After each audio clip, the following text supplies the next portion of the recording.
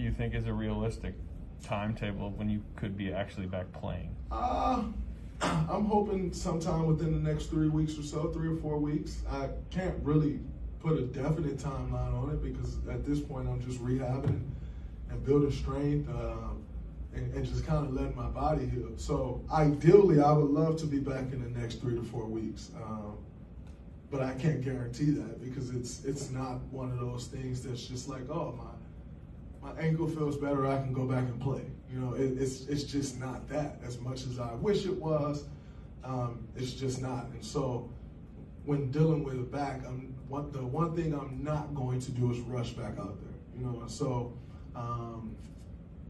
and if I'm not back in 3 weeks, that also doesn't mean that I'm not able to play in 3 weeks either. You know, I want to return when I'm 100% confident that I'm healthy, when I feel like I'm in great shape, because the reality is I don't want to return not in somewhat of game shape, and then you're laboring, your mechanics in running is wrong, and like all of these things, and then you're compensating, and then I get hurt again. You know, so one thing I can tell you is I know people will read into everything, you know, in 3 weeks it'll be like, oh man, he's still not back. I'm telling you now, that doesn't mean there's a problem.